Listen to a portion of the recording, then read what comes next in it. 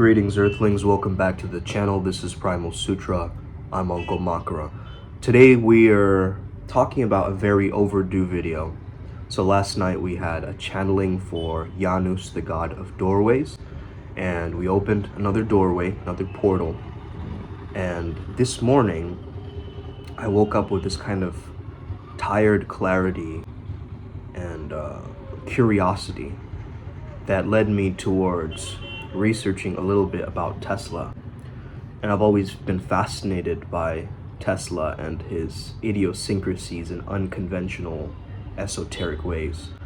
So today we're going to be diving into this. This Serbian-American inventor, and I like to think he's a kindred spirit, a mystical scientist like myself who's constantly refining and getting towards the secrets of the universe. Of course, we know all of his quotes, and his words have been popularized in such a way where people just know in the spiritual communities about his quote around the secrets of the universe comes from energy, frequency, and vibration. Okay, we've heard that many times, but where did this come from? What did he really mean by this? How can you access this potential yourself? That's some of the things we'll be talking about. My background is in flow state, so altered states of consciousness, specifically the state of peak performance. We believe in this concept of peak performance shamanism, which believes that our brain is the pharmacy and we can allow ourselves to access altered states of mind through our visualization, through our breath work, through different practices and ritual aspects of our lives, and really transform ourselves to the best of our capacity. So let's take a deep dive into this mad scientist's mind. It's interesting to note that Tesla's father was an Orthodox priest. If you've ever heard Orthodox chanting music, Byzantine Orthodox chanting, Christian chanting, you will notice that your mind, your brain goes to a completely different level of consciousness. It'll make you feel solemn, and it almost feels like your soul is being redeemed as you listen to this stuff, okay? That's number one. Number two, his mother was really into mechanics and things like this.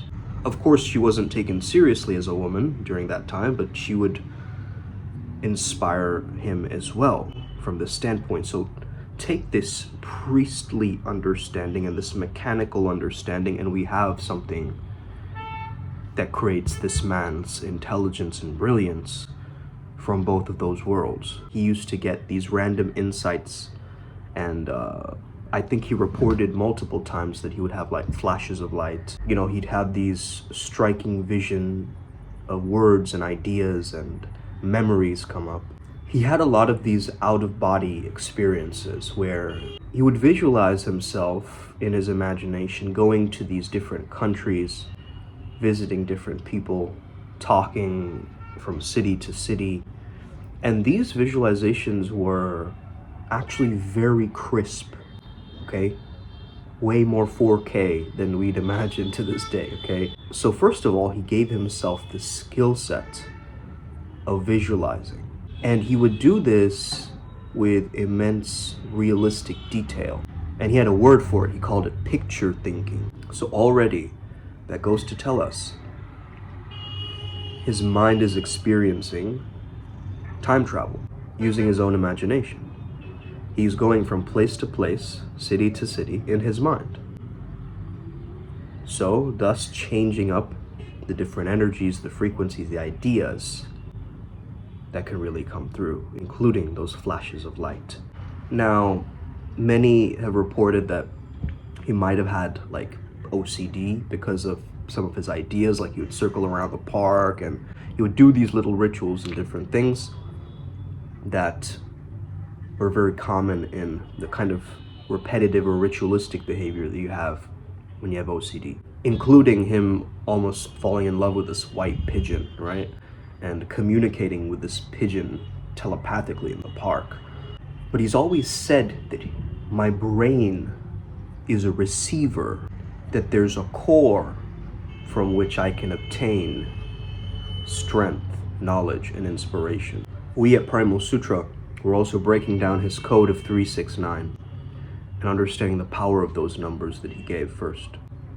But also I want you to understand something. 3, the power of 3, the Trinity, Para Brahman. All of these ideas start from a 3.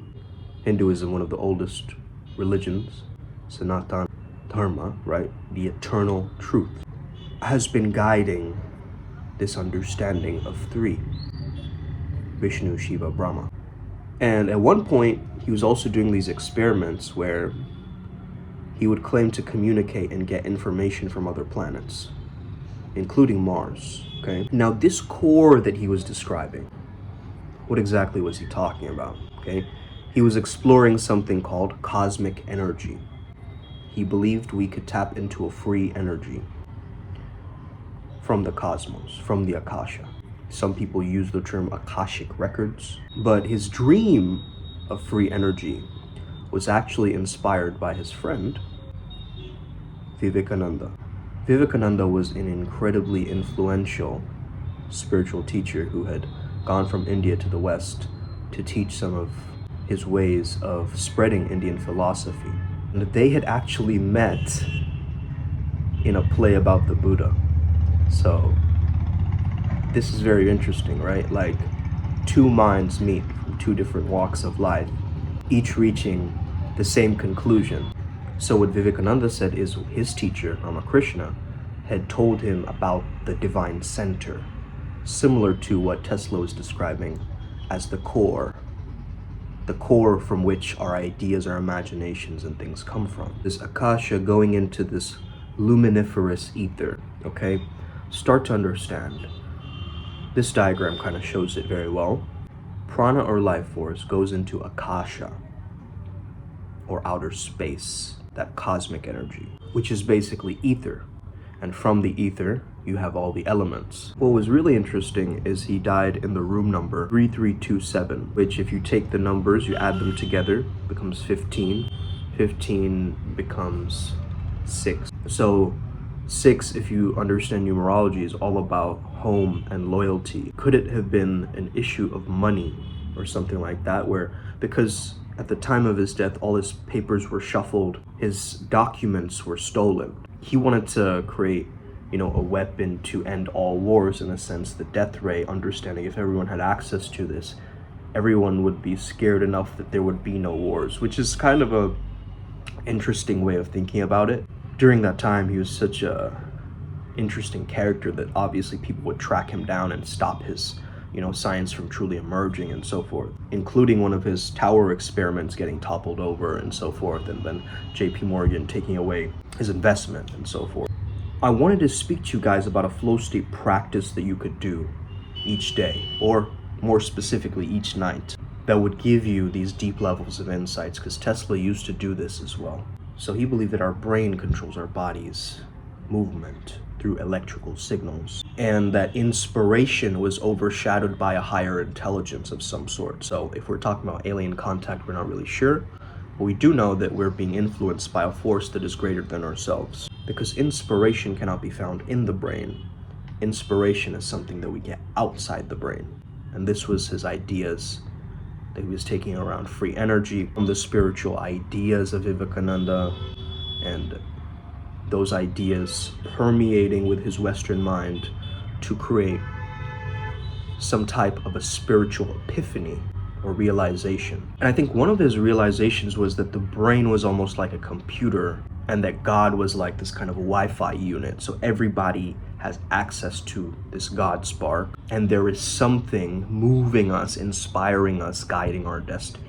Now, to be fair, if you call him a lunatic, it's interesting because the word Luna is in that, which is referring to the moon. So maybe his mind was just more subconscious, moon-like,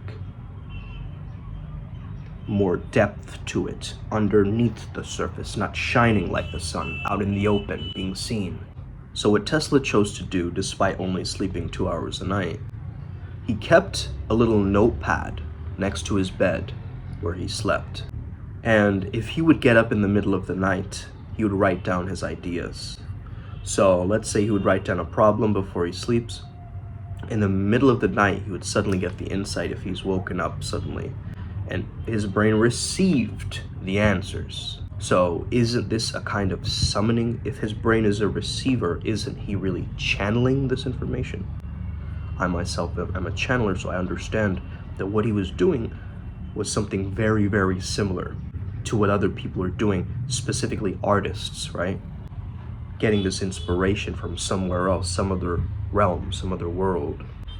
And it's coming through them as a vessel, as a conduit, right? The artist is just the conduit towards something greater taking place. So you've heard of the term go to sleep with the problem, you wake up with the solution. A lot of people say sleep on it. I wouldn't specifically go to sleep with a problem, because that's also, the problem is entering your subconscious mind. But more so, when I say problem, I'm referring to a creative insight or an epiphany that you'd like to explore, a theme or a topic at hand. Let's say, for instance, you want to explore your own starseed lineage. You just write down starseed lineage, and you go to sleep with that energy. Now that energy is permeating, something is coming up, the cloud is giving you an answer, it's processing. You see what I'm saying? Just like you ask ChatGPT and it takes a while to process with DALL-E or whatever, right? It's the same idea. You're just letting it process, letting it do what it needs to do. And then use this as a process of accessing his subconscious mind and his creative potential. I believe this is one of the ways in which he was able to come up with so many great inventions and things, because he was actually doing experiments with his own consciousness. Similar to myself, when I was younger, in high school and college and so forth, I was doing little experiments that I was curious about, and I would always explore new ways to approach a topic. So I would do something very, very similar to access my subconscious mind, including working with frequencies and binaural beats. Janusz shared a very, very important datum yesterday about how, and he shared this process with us. And that process was absolutely mind-blowing, actually. And now that I think about it, it gives us access to a very, very amazing, profound technique. If you want access to that recording where I channeled Janusz, the God of Doorways, shoot me a message. It's only $11, 11, okay? That's the symbol of Janusz, because he's the God of Doorways, and 11 is a door, okay? So if you want to open that portal, there is a very deep healing with a specific light code available. It's very, very powerful, man. I really can't stress it enough. We have to get probably a marketing team to speak better about these epiphanies and things. This is just from my own perspective, okay? I think that this is very, very powerful, what we're doing here at Primal Sutra.